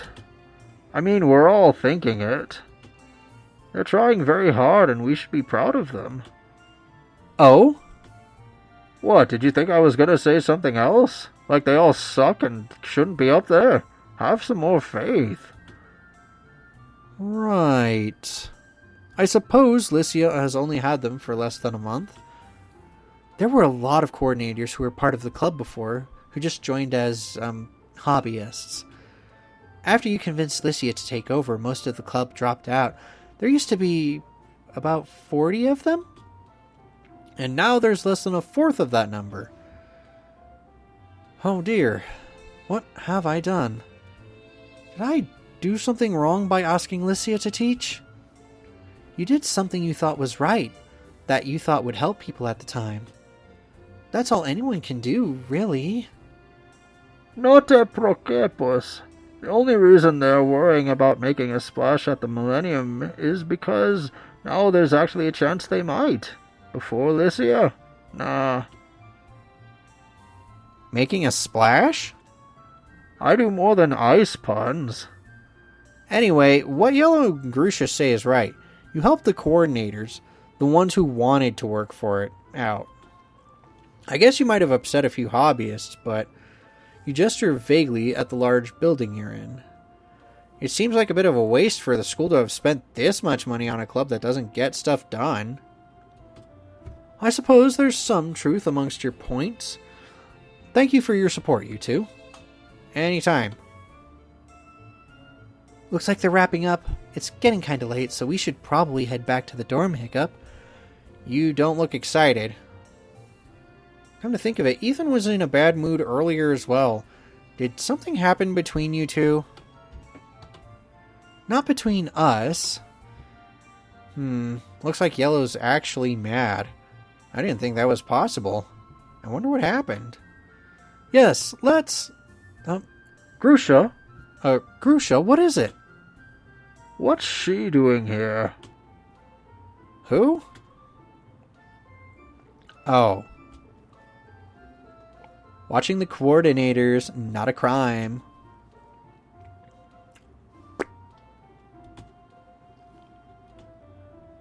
What are you doing here? I came here to support Serena. Keeping an eye on Jasmine. Got it. Your girlfriend's dragged you here. Hold on now. You're kidding. Her and me? We're friends, nothing more. There's not even the potential for more. Can you see that working, really? There's so many reasons that's not happening. I mean, the very idea beggars the imagination with a multitude of factors. Not happening. Ever.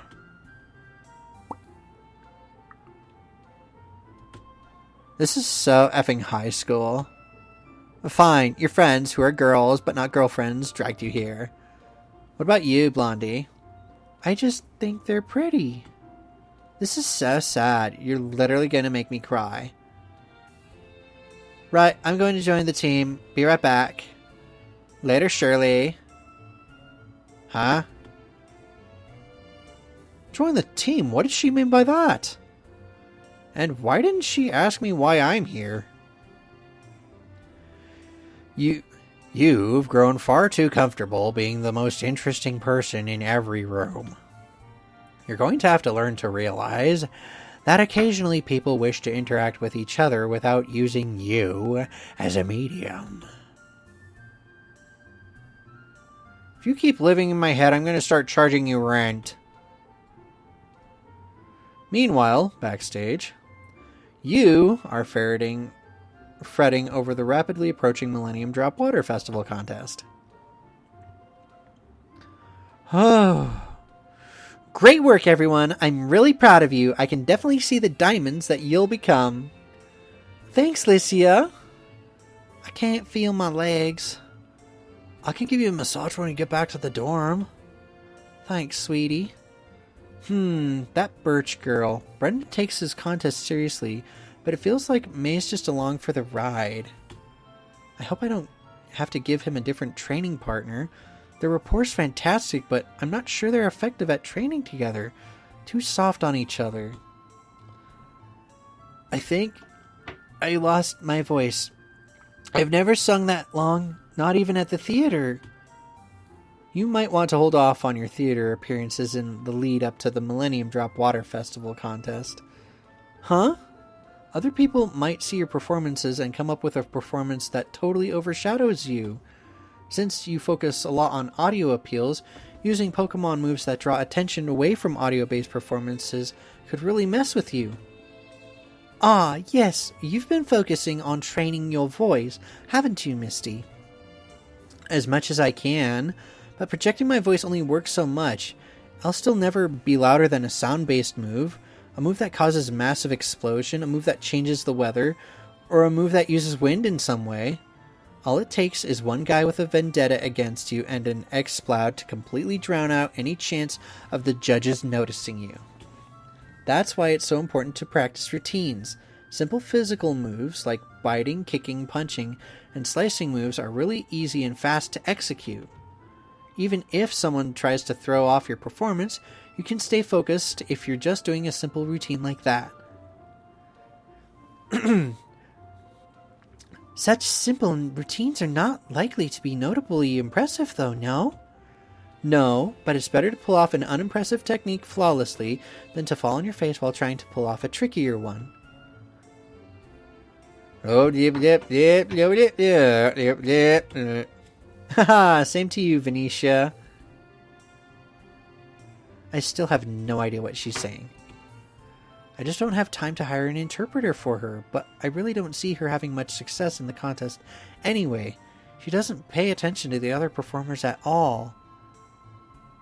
Excuse me? Ah, it's her! It's her!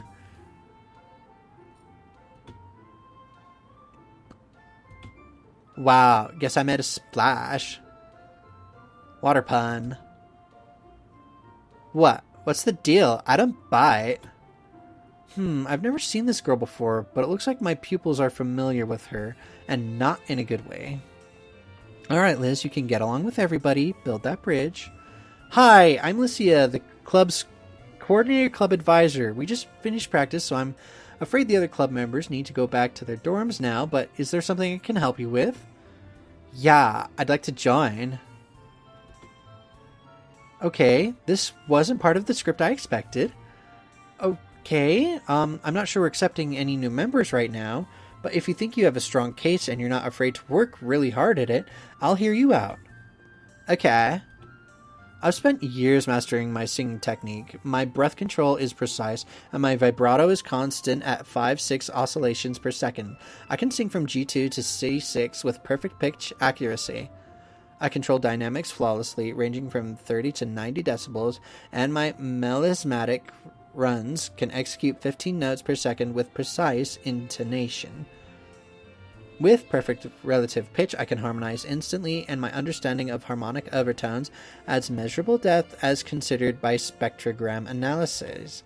Finally, I've participated in every contest in the Orange Archipelago with a 75% winning rate. That's every contest. The Tangela Open, the Pinkin Junior Cute and Beauty Contest, the Kinau Memorial Festival, the Pummel Hamlin Unity Concert, the Mandarin Island Orange Archipelago Grand Open, etc., etc. And I was the Festival Maiden for 7 years running at the Shamouti Island Legend Festival, which is a big thing in Shamouti. Well, that's a very impressive resume. You must be Melody, then. I remember hearing about a young woman who was clearing the Orange Archipelago's contest league a couple years ago. I was also a member of the coordinator club during 2003 through the 4 class school year. I never placed anywhere but first. That's a lie. I don't know about all the other stuff you said, but I know that one's a lie. Why do I know you? We take classes together. Bug? I hate bugs. I'm in a Goldeen print swimsuit right now. Water, dumbass. Language? It's fine. I get it now. Red hair and a hand-me-down contest outfit. You must be Misty. What is that supposed to mean? Apple doesn't fall from the tree. Far from the tree. Apple doesn't fall far from its tree, I guess. You're the spitting image of your sisters. Although they were prettier, taller, and apparently smarter. You shut up! Liz, you can't seriously be thinking about bringing her into the club. She's the worst. Not the worst at contests. Besides, I'm not the one causing problems here. I'm qualified, practiced. I'll win the Millennium Drop Festival for you, Lycia. Phobos will give you a blank check. That means a new round of outfits for everyone on the school's dime. You'd have the money to hold any contest you want, right here in Kobukan. Build a new contest hall that isn't haunted to hell and back. Want to make World Contest Champion mean more? 10 billion would go a long way towards that. That's Tamamushi level money. I know you won't leave it on the table. It's true that having Phobos' support would make my dreams of expanding the influence and importance of contests much easier. And truthfully, I think she probably could win the Millennium Drop Water the freaking contest. Jeez. Even now, her resume is legendary for such a young girl. But half my pupils are terrified of her and the other half hate her. She makes a good point, but is it worth the drama? Of course, coordinators thrive on drama, but is it worth that much? Having difficulty deciding? Fine. Expected.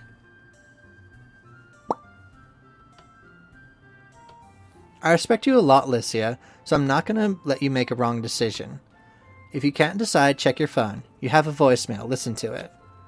That'll make the decision for you. Adios. See you in bug class, Miss Day. No way. You can't really be... I think I need to listen to that voicemail. Meanwhile, you are back at your dorm. Am I? I thought I was going to go on a date with Klara.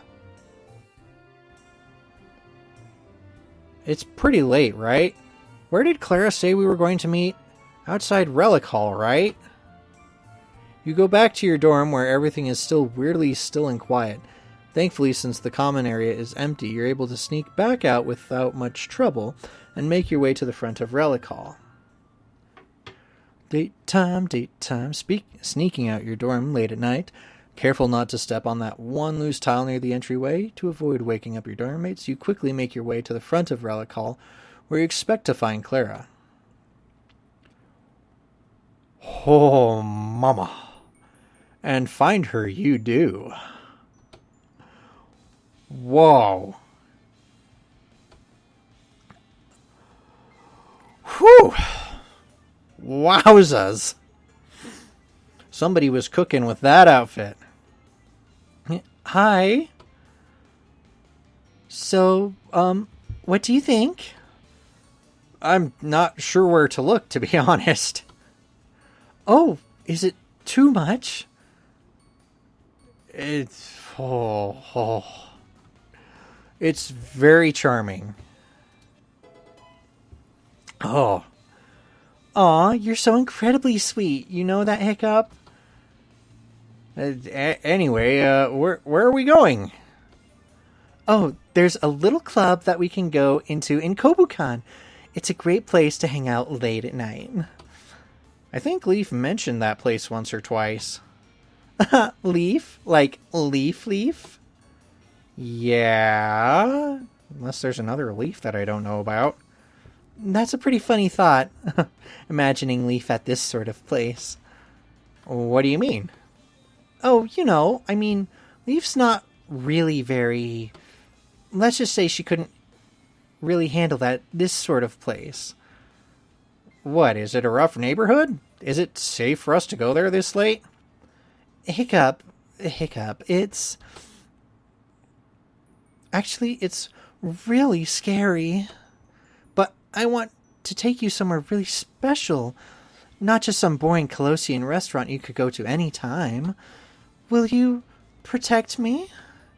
Of course. Don't worry about it. You gotta get past all this raw Vikingness to get at you. That is, someone else would have to. You know what I mean. Great. Are you going to get changed then? Oh, that's what you're going to wear to... I'm sorry, I just try to make myself look good during dates. If I'd known you were just going to wear the same clothes you wear every day, I wouldn't have put any effort in. That must be so embarrassing for you. Can you forgive me for caring so much?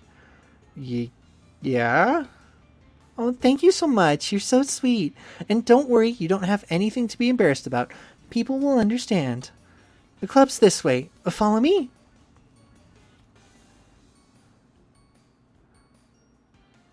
Hey, you 18? Yeah? Uh, The burly bouncer looks over you and Klara carefully. Cause no trouble. If you leave without buying at least 2 drinks, I'm checking your IDs. What? You don't need to do that. I'll show you my ID now. You show the unimpressed bouncer your ID. See? 18. No problems here. Hick of Night. I recognize that name. You're the boss's friend, huh? Oh, you're one of Silver's guys. He run this place? He ain't got nothing to do with it, yeah. Oh, okay. Sure. Seems pretty adamant. Maybe he doesn't want Silver to get in trouble for whatever they're doing here. You're too young for the full package, but you can come inside and get some drinks. Dance maybe. Just don't ask for anything more. All right, we get it. Now, come on, let's go inside. It's freezing out here. Excuse me. In my very revealing one-piece dress. Cause no trouble. You step into the nightclub, find a booth, and sit down. Have you ever been here before? Not really cool enough for that. I think Leaf was planning to take me here at some point, though. Are you sure? Well, not exactly, but she mentioned it a few times. At the same time, she was talking about us going out to the city together. You know, you shouldn't take everything she says at face value. Oh, geez, I know. She's really sarcastic. Not just that, though. Huh?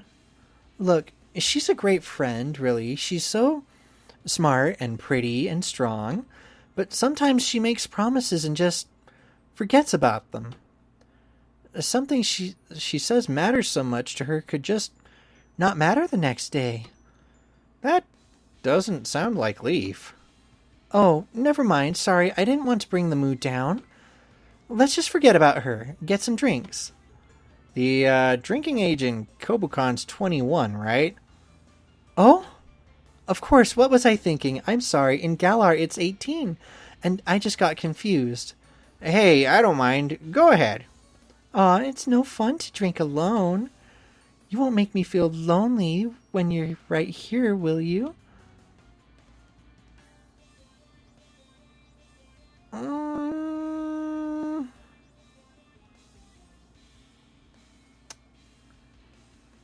I don't know about that.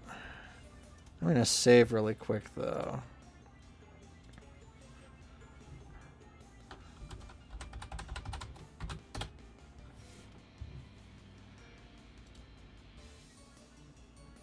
Yeah, I'm going to have to break this up into a couple different videos.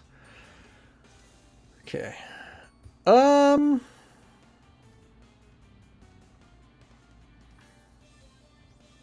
My better judgment tells me not to drink. That's all right. I understand that you don't want to take any risks. I won't judge you. I think it's really inspiring how you stick to your convictions even when it might make you seem less cool.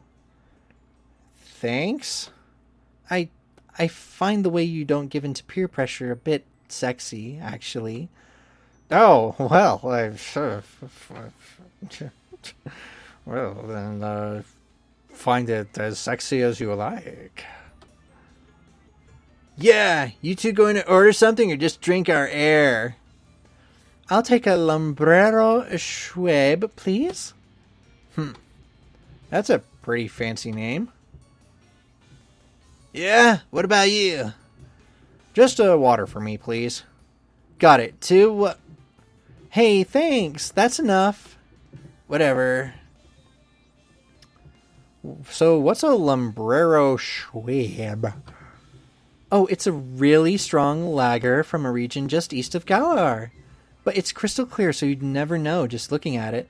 But it's not actually water. It's poison. Tastes completely different, though.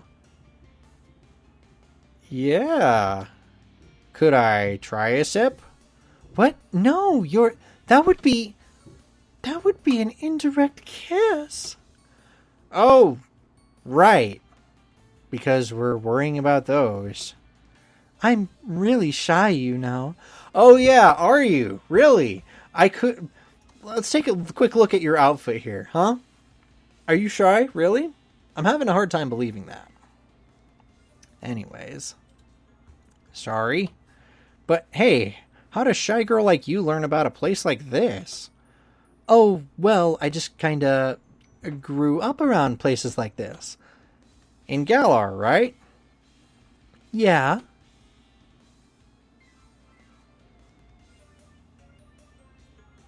You are from Galar, right? Haha, I mean, yeppers! I grew up in Spikemouth. It's a small town in Galar. Most people don't pay attention to it. Especially after Rose built a roof over it, just to cut us off from the Corviknight lines. Anyways, it's a dark place where there isn't much to do except drink, battle, and sing. So there's a lot of places like this. Sounds rough. The gym leader, Piers, tries to keep our spirits up by holding concerts for us every week, but I guess he's the only one allowed to sing. Even though he's the entire reason Spikemouth is a dark shithole, because he's too damn stubborn to just do what Rose wants.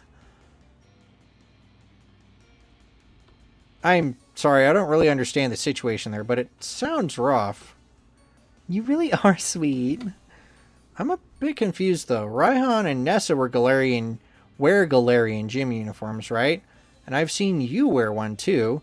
Does that mean you worked for Piers? Oh, no. Piers trained dark types. I was a gym trainer for the poison type gym in the minor league. Galar has a minor league? Yeah, that's what everyone says. The Galarian League sounds complicated. How come you're not taking poison classes at Kobukan then? Come to think of it, how come you're at Kobukan at all? Oh, look, here come our drinks. The hostess tosses your drinks on the counter, spilling a few drops, then stands there waiting expectantly. You pay up front. Can we put them on our tab? No, and there's a mandatory tip, 35%. Comes out to 470 Poké Dollars. I have 10,056 right now. I'll pay up. Well, I am the guy, so it's a gentlemanly thing to do. You pay for the drinks. What a gentleman you are. All right, bottoms up. Klara quickly begins drinking, and her cheeks take on a red flush almost immediately. As for you, you slowly sip your water, watching the other nightclub's patrons. Hey, why aren't you looking at me? Sorry, just watching the club. Never been in a place like this before. People are pretty open. Whatever, just look at me. Look, we're on a date. You're dating me before anyone else. Sorry, Nessa beat you to the punch first. Oh, she doesn't count. Nope, she doesn't count. And we all know why. Baseless rumors. She's really nothing like what people say. Klara doesn't appear to be paying attention. You know, it's super cool that you're here with me now. I feel like I can tell you anything, everything. Klara leans forward provocatively. Want to know a secret? Sure. I'm not wearing anything underneath this. Oh. I can't believe I said that. Wow, my drink must be really strong. There's no way I'm going to remember anything that happens tonight. Anything you tell me. I told you a really embarrassing secret. So, would you tell me about one of yours? since I won't remember it anyway. Sorry, only one I can think of is the Phrenergy thing. I'm pretty much an open book besides that. No secrets? You really are perfect then. That's no fun. Tell me something fun. Uh-huh, like what? Tell me who you's got a crush on. 20 questions. Okay, well, that's a woman.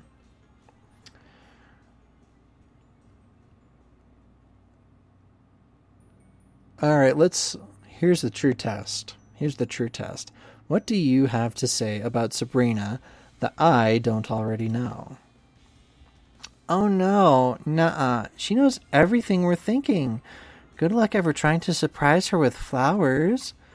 Besides, someone who can't control her powers, who gets angry so easily, who doesn't mind using her powers to hurt people, are you sure she should even be here at school? I mean, I've put this thought in your head, so what if she reads it now and gets angry? That's not your fault, but she'll still hate you for it. Oh, I mean, that's just what I've heard. I personally actually like her a lot.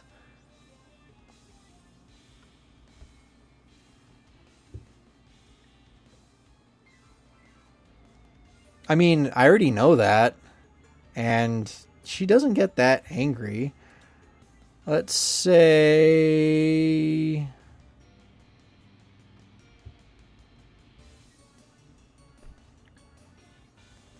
Hilda. Oh, I wouldn't. She's so short-tempered, always yelling and screaming, and she talks like an 80-year-old who just looked up cuss words on the internet. Besides, there's something very unhealthy about whatever she's got going on with Hilbert. I think she likes having him need her. Oh, I mean, that's just what I heard. I personally like her a lot. Yeah, no. I already know these people well enough for you to not. Let's see what you have to say about Hilbert, then. No way. You deserve better. Hilbert's a whiny, snot-nosed kid who can't even tie his own shoelaces. He's always complaining about vengeance this and retribution that, but he can't even make his own breakfast without help, so it's kind of pathetic. Imagine if you had to take care of him. I mean, that's just what I've heard. Uh-huh, right.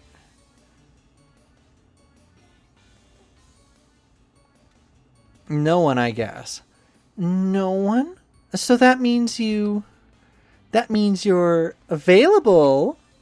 Well, we're dating right now, so I guess. Also, wow, you sobered up quickly. What? No, I'm still totally drunk right now. Wow, I'm dizzy. But who says dating has anything to do with being available? Here, you're so innocent. I like that. But I want to make you not. Not what? This place is pretty boring, right? Why don't we go back to campus? Sure thing. It's a good thing I didn't get a drink. I'd be worried about you getting back to the dorm without being seen the way you are now. Maybe the cold air will clear your head. Klara leads you with the confidence back to campus, humming a little song. The crisp night air quickly sobers you up, and you can tell your senses have almost entirely returned by the time you reach Relic Hall. To your surprise, though, Klara keeps striding forward, walking right past your dorm hall. Huh. I think I recognize that tune. Doesn't it come from, like, a fast food commercial? Wait, where are we going? Somewhere fun. Somewhere fun?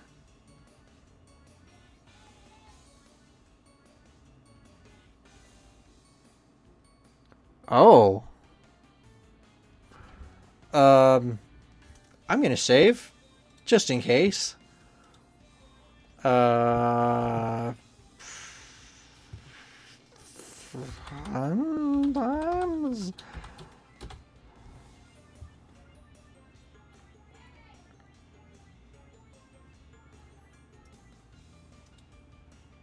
Oh, you know about this place then?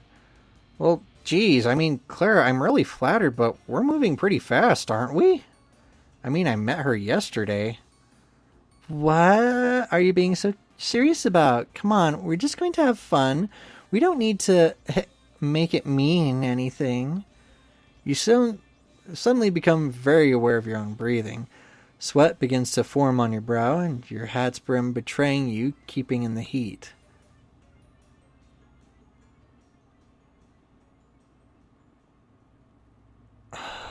Jeez. I mean,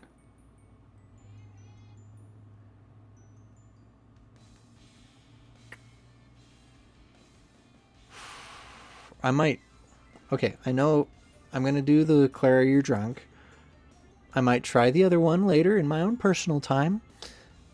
But for now, I think what my guy is going to do is play it safe because, yeah, literally just met her. And she's, to him, very drunk. He would think she is drunk. Klara, you're drunk. Oh, aren't you such a gentleman? I'm not, though. Huh? You were staggering the entire way back. Yeah, I'm fine now. The Lumbrero Schweeb wears off quickly. I'm not sure.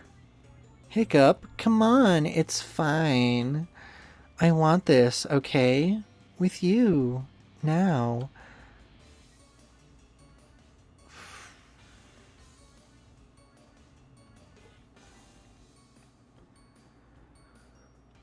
No, I'm pretty sure at this point he'd be feeling that something is off. I'm sorry, no. Why?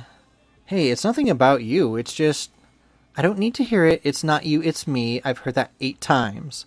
Fine, I put on the sluttiest thing I could find, basically threw myself at you all night, but I get it. You're classier than me, or whatever.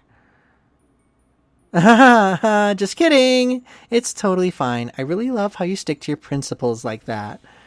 Maybe just don't tell anyone about this. I don't want rumors spreading about, you know. Of course. Wouldn't dream of it. Thanksy. Holy shit. This is the craziest thing that's happened to me all year. And I'm counting the alien and the extinct Super Pikachu in that. You quickly make your way back to your dorm, avoiding that one loose tile, and sneak back to your bedroom. Though, of course, you cannot sleep a wink and end up staring at the ceiling for hours until your alarm goes off. Your heart shifts as you feel your relationship with Klara evolve from crush to rejecter.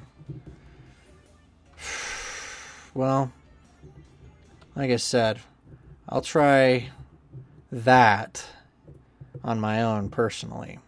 But for now, I think I've let this video go longer than I had originally anticipated. So, for now, I will save it here. And I will thank you all for watching.